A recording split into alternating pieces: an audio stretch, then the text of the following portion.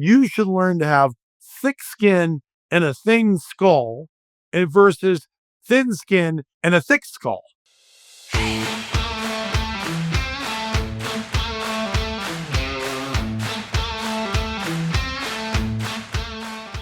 Perfect. Yeah, it's an honor to be sitting here. And this brings up so many, memories and emotions of the last, what, here's the number for you. I got started in financial services in 94. It's 25. So if I'm doing my math right, that's 31 years that I've been involved in financial services with your firm, Larry. And I've always been one of those guys I feel like self-assessed, of course, but I always feel like I'm super grateful. I try to live that biblical principle that you have to have gratitude to really receive ultimately the depth of the gifts you've been given. And I'm not good at quoting scriptures, but I heard that on a Sunday one time, and I went, I probably should make sure I stop throughout the week. And I really do try to just take it all in. And I've been so grateful for, so many people in my lives, but you were one of those that's just made such a significant impact. But one of the things, we were in Aspen one year at a leadership conference that you used to run there. And I don't know exactly who said it or where it came from. It might have been the great Virginia Carter, but I think it was, you should learn to have thick skin and a thin skull and versus thin skin and a thick skull. And I sat there and I went, it was one of those moments that hit you.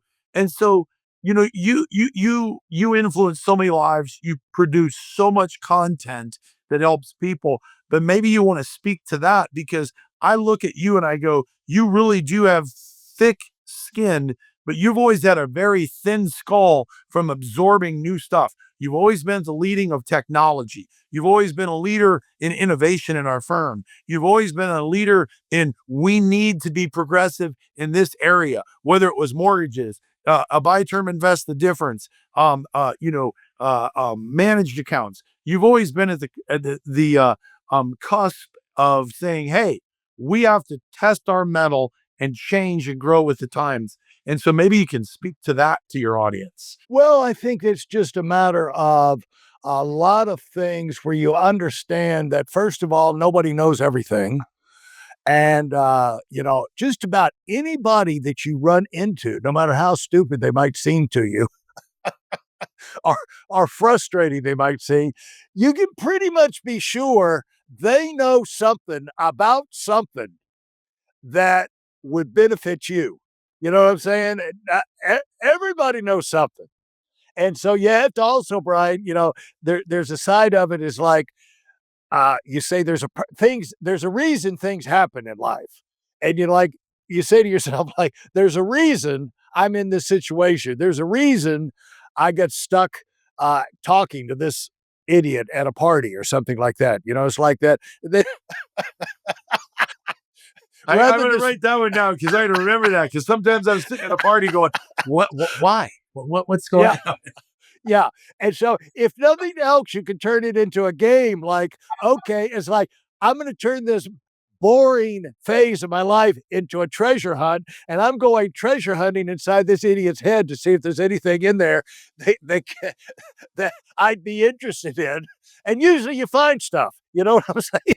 And so, that's part of it. But the thick skin part of it, Brian, comes from being on the move. It's like when you're a monomaniac on a mission, I've seen you in action, and you were the godfather of causing me to think of this example that, uh, it's you that caused me to think of this example that I've told a million times. And that is, you can teach, most people, you tell them something, the thing they need to do, even if they ask you a question, you can tell them 1,000 times before they'll do it once. I don't know why, but that's the way it is with most people. On the other hand, there are a few rare people you tell them once and they'll do it 1,000 times. and you are that person. That's because I'm just not that smart. There wasn't a lot in there, So if Yeah. I had a good one, I just needed to keep doing it. But I've seen you in action, as an illustration of this. I've seen you in action, like, we're solving some kind of problem, and like like the axle falls out the bottom of this truck, and we're in the middle of uh, Boohoo, Mexico, with federales that are all 19 years old with guns around us and nowhere to go.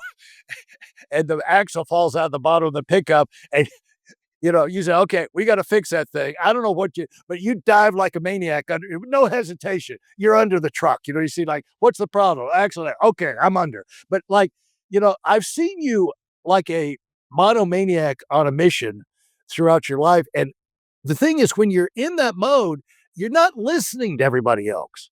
It's like, because your mind is so, all you can hear is kind of like, you know, it's just like, your wife when your babies are being born. You know what I'm saying? She's not thinking like, well, the nurse is sitting out there in the hallway saying she doesn't think she looks good as a blonde. She thinks she should, be a brunette or something. It's like, or her finger, the nurses are out there talking about her fingernails or something like, it's probably been a week or two since you had her nails done. Good Lord. If you knew you were coming to the hospital, you think your wife, any woman is giving a crap what anybody is saying, their relatives are saying this, that. No, that baby there.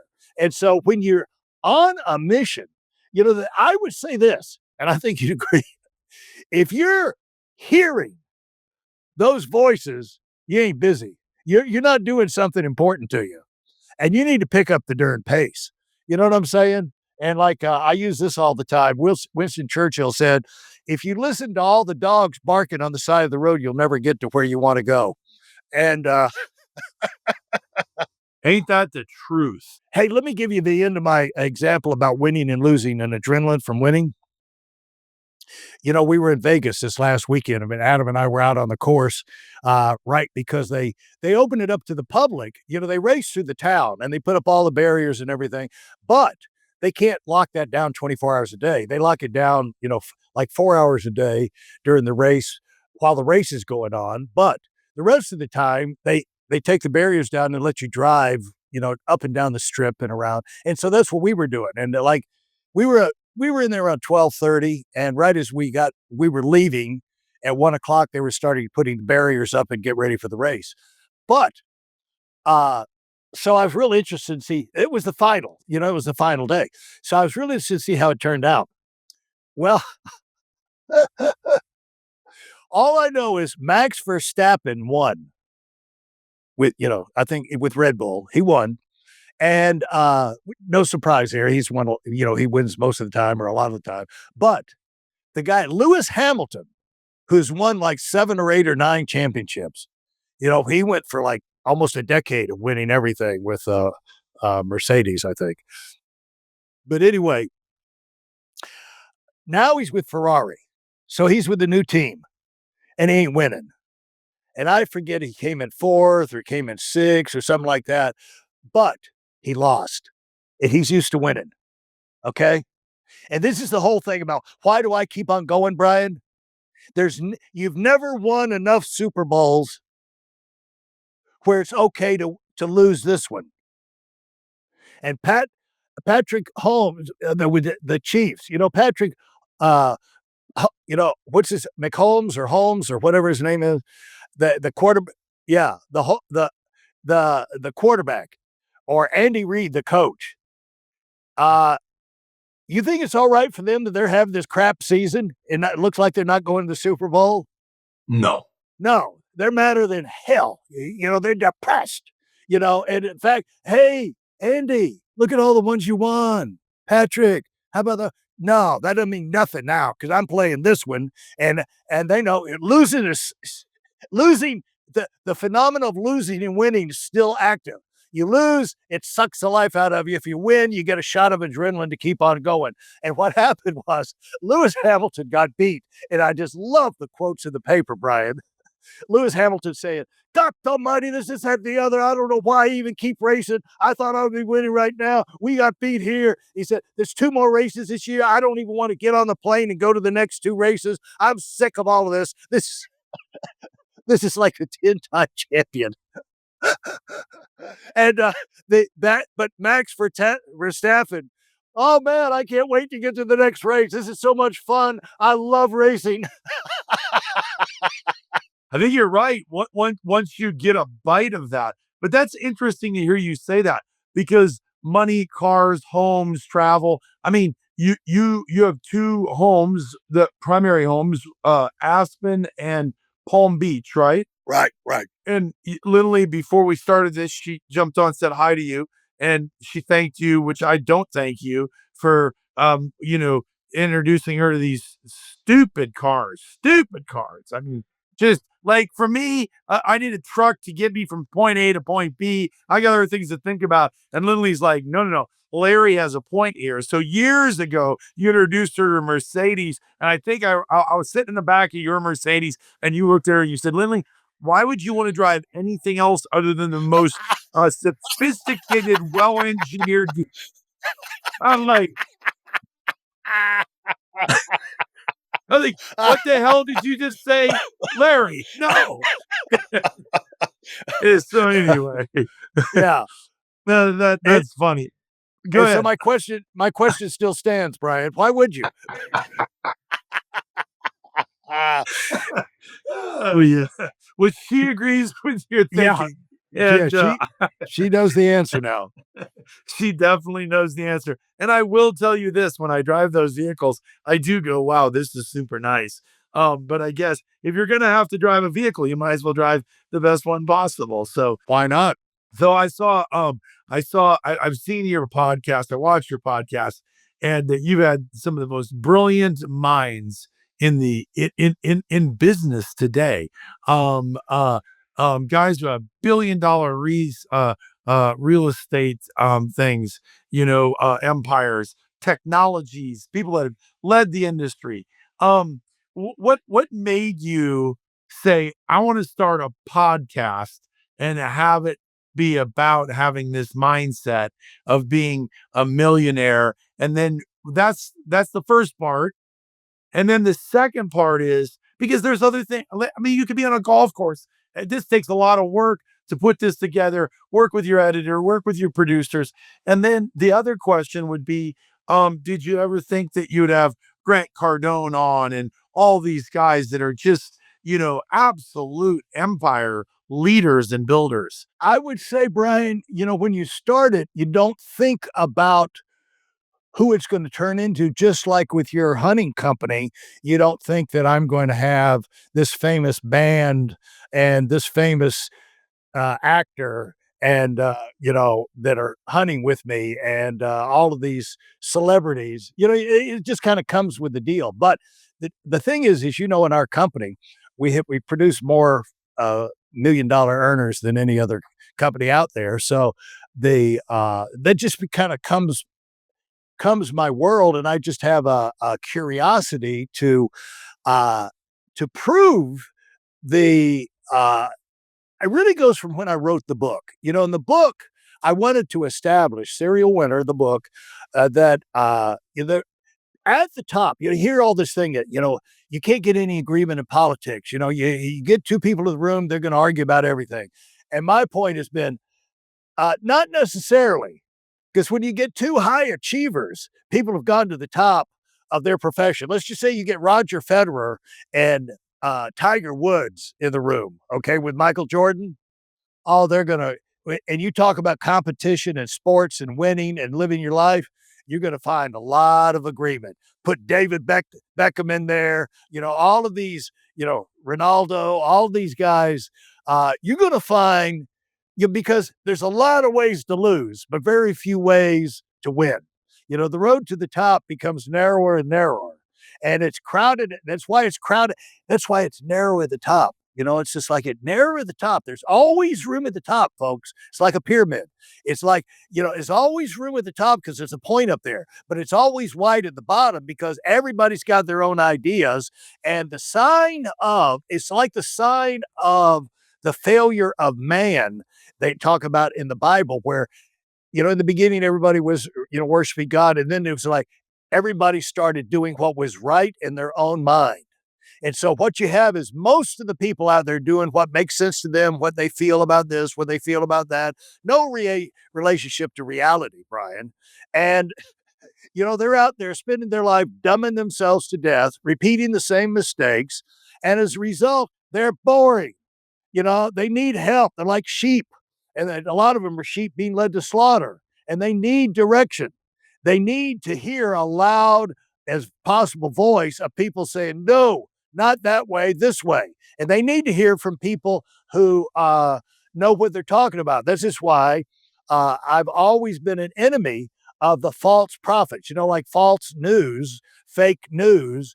There's also fake experts.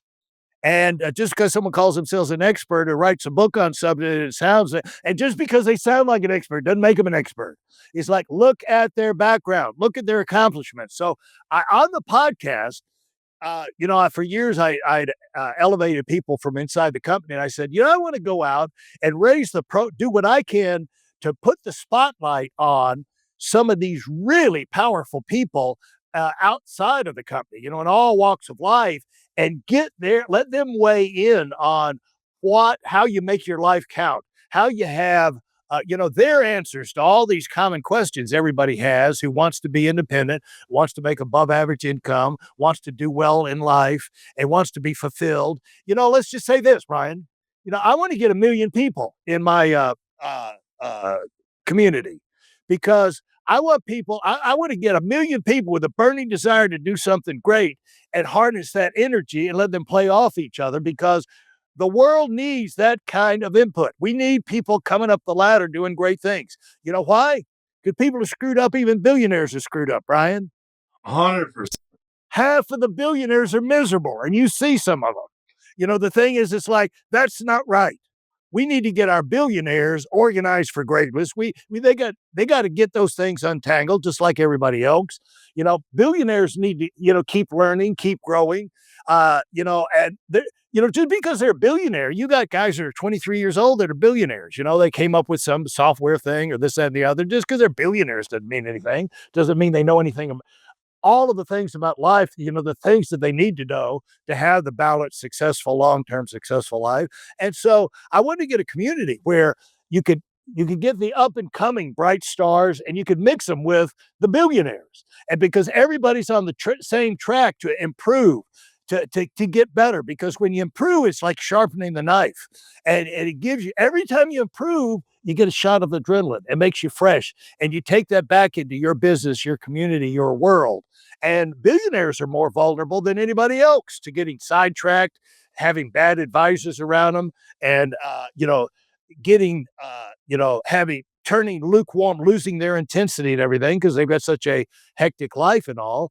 And so the work that can be done with billionaires is every bit as powerful in impact or more than you could do with the up and coming stars, because they don't have that big of an audience and everything, So, but the billionaires got a lot to lose if they go sour, they start to, cool off in their intensity and everything. And so, we need to get the billionaires back on track. We need to get where they're happy and they're excited, where they can give back to other people and they're living fulfilling lives and inspiring other people to greatness. And that's why I wanted to turn the spotlight on the people who really know the reality of what to do, how to take the right fork of the road when you're presented with it. And they have the track record of credentials to prove that they know what they're talking about. Let these people talk, give them a loud voice, and let people hear from people who know what they're talking about rather than have a void there, like the Bible says in the problem with throwing the 7 evil spirits out of the house. There was a house that was full of evil spirits, and the disciples wanted to throw them out. And Jesus said, the problem with that is if you throw the 7 evil spirits out, 70 more will come in that are worse than them, because there's a void. And it's like if you don't just throw out the bad, you got to put the good spirits in there. You know what I'm saying? And so in your life, it's not enough to stop people from doing wrong things. You got to give them the positive things that they can use as building blocks for permanent transformation, permanent personal development. And that's not going to come from a professor that's just written a book because they've interviewed a bunch of people, and somebody thought up a theory. Yeah, which is that's a whole nother podcast. We should do a podcast on that. We'll do that one on mine because we can offend more people. But we'll do that one on mine about the the college professors and educations. But you write a book. So this is what I just heard you say. I just want to because I want to repeat this back to make sure you said you don't have the idea of what it's going to become. You have an idea of who you want to help, and you then find purpose in that. I was I got a phone call about I don't know 5 6 years ago, and a guy goes, "Hey, I got a guy you need to meet." And he just bought a business and he wants your help and he would like to see if there's any way you can collaborate together. And I said, okay, what do you want to do? And he says, hey, there's a buddy of mine that owned a company out of Utah, and it was a hearing protection company, and it was called Sportier. Anyway, his name was Ray, and Ray called me up. He said, Brian, you need to come down here. I know a guy who owned a business. Could use your service. He might be interested in doing business with you. And his name's Brett. He founded a little company called a Host Gator or Gator Host, sold for $1 billion. And I said, all right. So I flew down and I met Brent Oxley, great guy. Spent 2 days with him. Him and I got to know each other. Still speak about once a year or so. And there was another guy there, a shitty guitar player. You might have heard of him, Ted Nugent. Yeah, right. So here I am sitting in a room with Ted Nugent, Brent Oxley, Ray, myself, and we're sitting here having this conversation. And what I realized is that these are brilliant people. Ted Nugent is one of the smartest guys I've ever met in my life.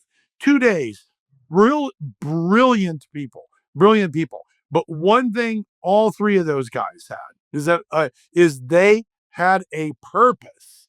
They had a purpose, and they were eaten up with providing that purpose to people. Maybe you could just touch on that because that's one inherent thing that you is in every part of your fiber.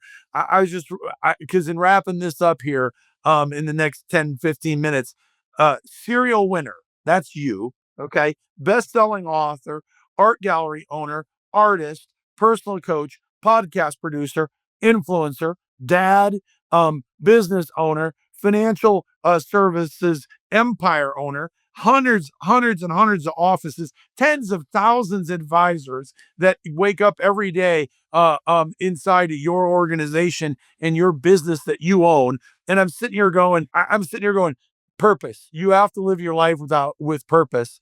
What purpose? Where do you find that strength? Where do you derive that purpose from? When we started the company, Brian, I guess we came up with the idea. We had the opportunity to build, it was a sales company. We went independent, a bunch of salespeople went independent. And the idea came, like, how do you, it's like you and Lindley are going to build the dream home. You start getting out the plans and how do we want to put it together? So one of the things he said, what's our aim? And because we knew we were going to be recruiting a bunch of people eventually and taking this thing big time. So he said, what is we want to be known for? And we said, we want to go out and create a company where you can reach any type of financial goal you have, but also professional goal.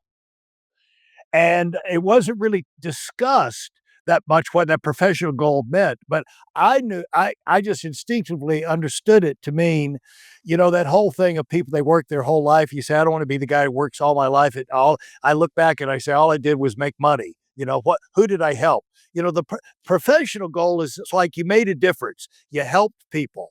And so the idea is, I think for long-term momentum and satisfaction, inside, like there's two sides, Brian, to our brains, right? You got the creative side, the logical side. And I think that in your purpose, you got to have your motivation. You can get too complicated, but basically you got to have a motivation to where you're gonna do numbers. You're going to stack numbers, the 70,000, this, that, the other, and and it turns into income. Those are important, to have the numbers. to make the impact. We're in 90 countries or, around, I don't know how many countries are you in, but probably more. But the thing is that those things matter, because that's how you establish that people are responding to this and everything. And the money, follows that. But the impact, like when they, like, as Art used to say, when they pat you in the face with a shovel, or today is happening to most people in Florida when they stick your butt in the crematorium and burn you to a lump of coal. What are they going to say that you accomplished? And they're not going to say so and so he made. This is Elon Musk. He made $1 trillion. From running one company. Good old Elon. And then he made some. Okay, we've got our $4 trillion career guy, Elon. No, they're going to say Elon Musk. He went out there and invented these industries. He got, reinvented, re-energized the space industry. He created, brought in a whole new era of electric cars and all of these other things he's done. I can't keep up with them. But the deal is, it's like, what did you accomplish that made the world better? That's what your real long-term value is, I think, because, let's face it, the dollar value, there's always going to be inflation and it's not going to seem as much down the road as it does today anyway. You know what? That's such a profound statement though, because in financial services, we sell the time value of money, but there's a time value of your career too. And the money doesn't keep up with the value of what you create. Because I don't know how many millionaires you've created. I don't know how many $1 million earners you've created. I don't know how many hundreds of thousands of $100,000 earners you've created or that have gleaned something like myself that has went and changed their life. But I heard you say earlier today, and then we did a call a few weeks ago, and you said something else, and they were both in the same spirit. You said today you got to have daily goals and you got to get them done. It's funny because this morning, every morning I wake up, I have my daily goals. I don't, I have a goal of this and this and this, but today is just my daily goal. Can I move this ball, inch by inch? And then last week or 2 weeks ago, you said something about Elon Musk. You were reading something on Elon Musk that right now he's just got this week. This is what I'm getting done. And these are the balls I'm moving. And that's all I'm worried about. And so maybe you want to touch on that because obviously you've mastered that with all the things you've been able to achieve in your life. That's a great question as relates to answering so many things, Brian. Like how do you build your systems? How do you know where how to evaluate your people? Well, first of all, you got to have your goals. You got to have a set up your system, but then you find out, you have your methodology. Like that's one thing we have inside the community. And, if anything's going to work long term, you got to have a method. You got to have a method to your madness. And otherwise you're just doing it by the seat of your pants. And we know the seat of the pants is the way the amateurs go. Pros are organized for success. They're set up for success, organized for success. I used to say that the pro knows what to do, when to do it, how to do it, and they do it whether they feel like it or not. And the more productive you're going to become, the more you're going to be more professional in your approach. But as you do that, Brian, what will happen is barriers to that will show up.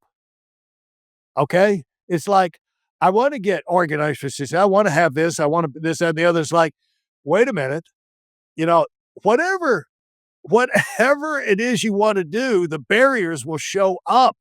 And then what you can, the people who never get ahead, they never face those things head on. And Sandy Weil, I remember Sandy Weil had these 11 rules of running, and he went to the number one company in the world in the 90s. And from scratch, really. And one of his was, as soon as a problem comes up, jump on it immediately. Don't like table it, I'll get to this next week or whatever. And it's like, handle things right now, be a now person and and when you're doing that, I believe that you could say Musk is a multitasker, but at any given moment, he's laser focused on one thing. You know what I'm saying? And it's like, My brother worked with Tom Petty for 40 years, and Tom Petty, anytime they were in the studio, he gave everything he had on whatever that song was that they were working on. There was nothing else mattered in the world. Didn't matter they'd written hits before. That particular song had to be the best it could possibly be. Every concert, he never took any concert for granted.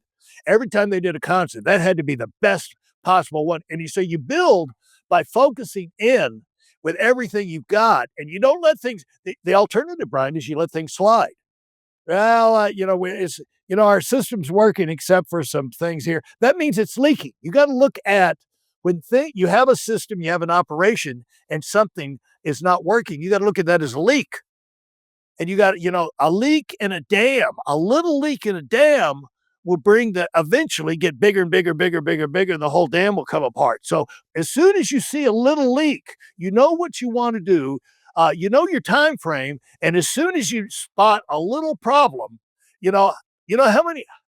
My gift in medicine is that, or my curse in medicine. A lot of people have a lot. They've got this, that, and the other deal. My curse is I get skin cancers. I've had 40 Mohs surgery, probably 45 Mohs skin cancers. I'm a veteran. I'm like a pincushion. I have made my dermatologist career out in Basalt, Colorado. And the thing is, I'll go in there and they'll say, and everything's fine. Check me, and they do the wellness check. They check your body, and they'll say, "What's this little thing here?" And I'll say, "Oh, that's nothing." Well, they noticed one time it was like on my nose, Brian. It's like over here. It's like, wait a minute. What's this little thing here? Nothing there. I don't feel anything. No problem. Let's just do a little biopsy. And then by the time they got through doing the biopsy, it's cancer. They'd cut off about half of my darn nose. And fortunately, the body is miraculously designed and it grew back. But the thing is, like, a lot of problems don't show up much, but they show up a little bit. But if you're an eagle eye and this thing is supposed to work right, dadgummit, and you're expecting this thing to work right because you're expecting results. And then when it doesn't, there's a little squeak over there. You better oil that squeak because it's going to turn into a bigger squeak and eventually it's going to rust out that joint and fall apart. You know what I'm saying? Like bearings in a car wheel. And so the deal is you run your business for success, high intensity, no apologies. And then when things start to go wrong, jump on it. And don't let it get stay in control. Don't because the only thing, what I found out in my life, here's a rule. The problems come from areas that you ignored. I think that from my perspective, it might be why I was so attracted to being involved in having your influence in Lindley and I's life. Because, when we got together, I was just enamored with how focused you were on everything. And I used to sit there in meetings and we would just hear these guys say, just do it. What do? You just do it. And I love that. I'd get up, I get so excited and I go, okay, but now what the hell do I do? Like, I didn't, right. I was like, I don't need to be a bigger motivated idiot than what I am. So when I met you, it was what to say, when to say it, how to say it, what to do.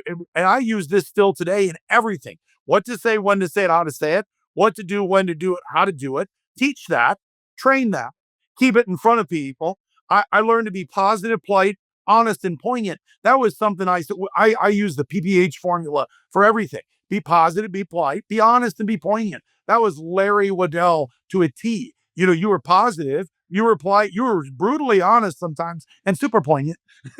and and so I was like, that worked for him. It might let me put my personality in that and let it work for me.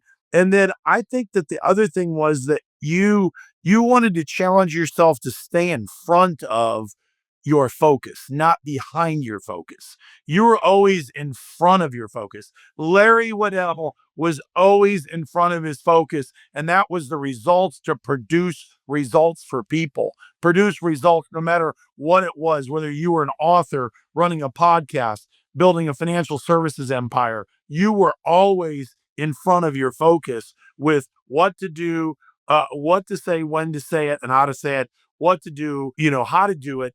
and you never deviated from that.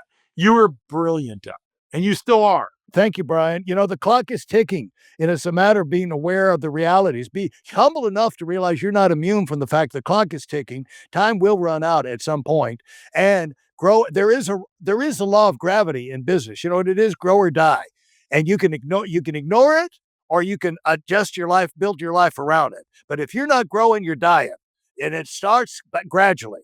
It starts by you going stale. You start to flatline, but it's just a matter of time before you go down. If you stop heading up, you're going to flatline and you're going to go down. And the thing is, like, problems will always come in, but I'd rather solve smaller problems than bigger problems. And there's like jump on them, hammer that thing down, rather than, it's like you got a snake loose in your house, or, and if you don't kill that snake, it's going to go have babies. And now you got 20 little snakelets in your house.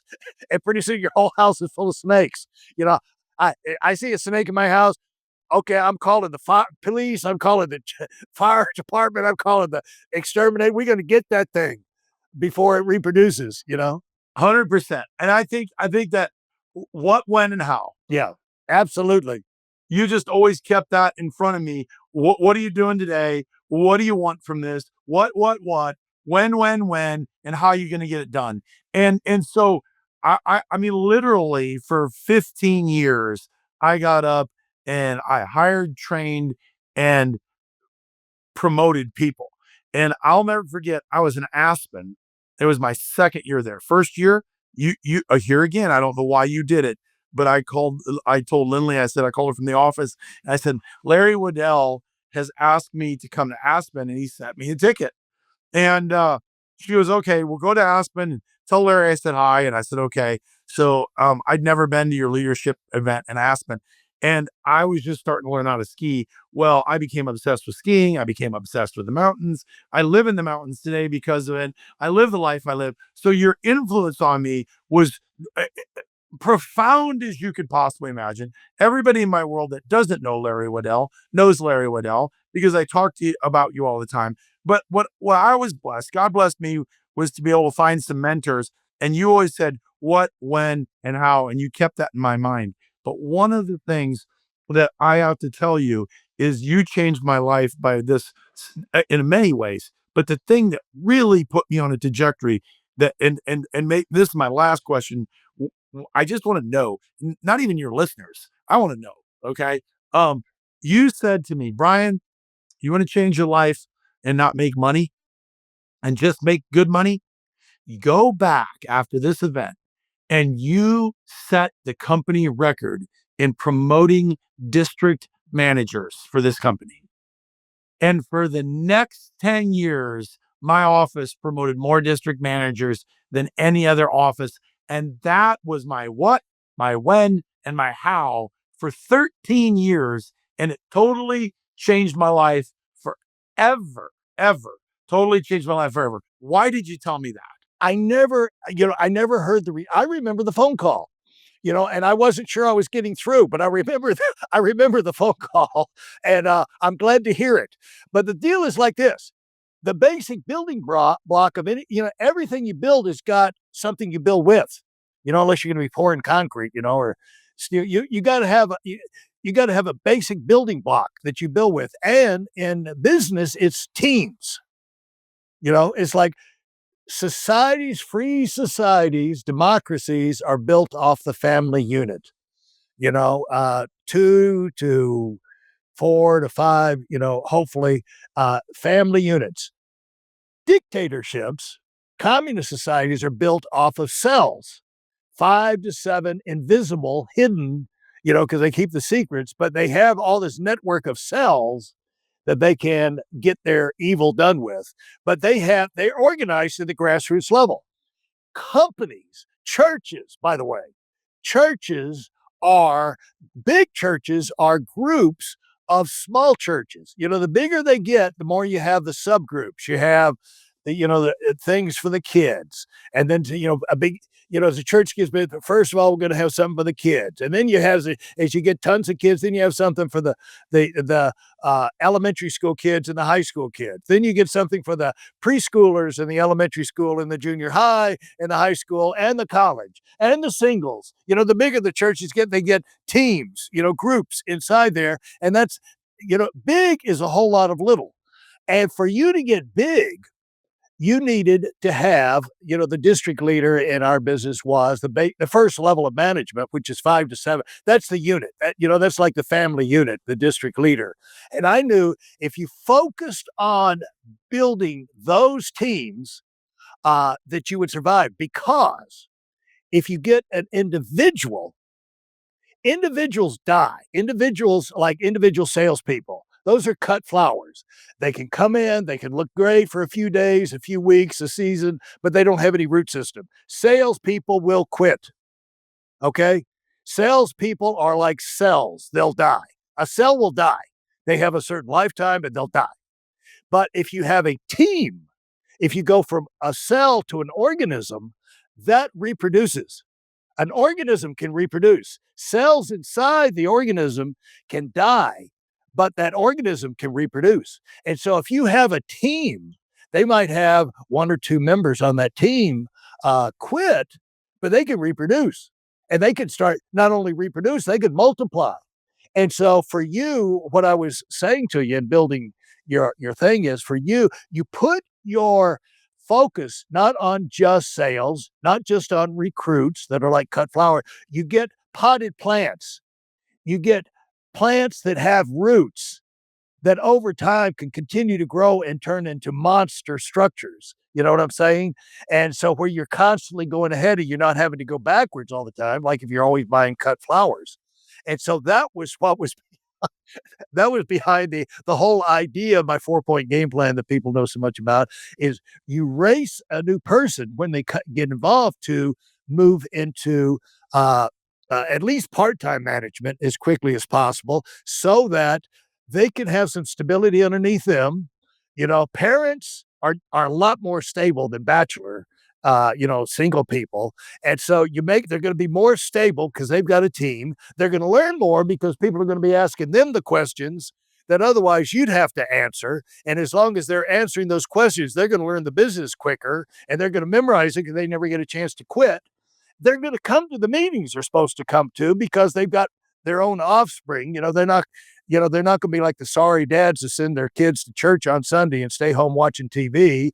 They're going to go to all the important events. And so you're going to have a serious organization that you can build with and move forward with and compound. You can't compound if everybody's quitting all the God blessed time. So that's a long-winded version for that, but I never heard the result of that phone call. Well, the reality is, the result is that, I mean, it's changed my life. I mean, I look back and I go, I see all of what came from that development season in my life that you were involved in. And I look at now the several companies, I guess several, we own 4 different companies. And it's, all the employees, all the advisors, all the, dollars under management, the billions in sales. I just sit here and shake my head and I go, you know what? I was just a kid from rural Route 3, Waverly, Iowa, that had an associate's degree in meat science, that knew nothing about nothing in financial services, that Larry Weidel called his office, and I thought his staff was mucking with me. And so I pulled a prank on your secretary, and you still invited me out, and it changed my life. Larry, this has been an honor to do this. You're an influencer of influencers, which, as John Maxwell says, leadership is influence, and being a leader of leaders is important. You're an influence of influencers at the highest level. And when they pat your face with a shovel, okay, we're not, your homes, your cars, your all the all the trappings of success will not be mentioned. But what will be mentioned is the hundreds of thousands of people's lives you've touched. And I just want to personally, as one of those little starfish that you threw in the ocean to see if it would live. You know that saying that the guy was walking down the beach and the guy goes, "There's a million starfish. What do you think you're going to do? You're not going to save these. This is useless." And the little boy picked it up and he took the starfish and it says, "It wasn't for that one." Well, I was one of those that ones. And I just want to tell you, I thank you and I appreciate you. And forever, my wife and I will hold you dear in our heart. And as the one Christian to another, I love you, brother. Thank you very much, Brian. You're very kind to do this. And let me point out that you're doing the same thing in terms of developing districts with the expansion of your outfitting business, the guide business, because you said how many you got already? Uh, Associates? Oh, we have 165 booking agents in 8 franchises. Yeah. And so there you go. And see, when you're up to 80 franchises, obviously your company is going to be much bigger. And so now is the time to, like, for everybody, all of us, anything you want to have happen to explode your business. The reason I did that phone call about the districts is was challenging you to set up a program. Like that's the priority. Now, Brian, set up a program to make that happen. And you did, and you stayed on track. And so the thing is, now you've realized, you can get the associates, you can get the franchises, everything. And so my challenge now for that business is to set up a program for it, get more of them rather than you just come. You probably already have it. But anyway, I just want to do it 1,000 times over, brother. this has been a blast. Absolutely. Appreciate you.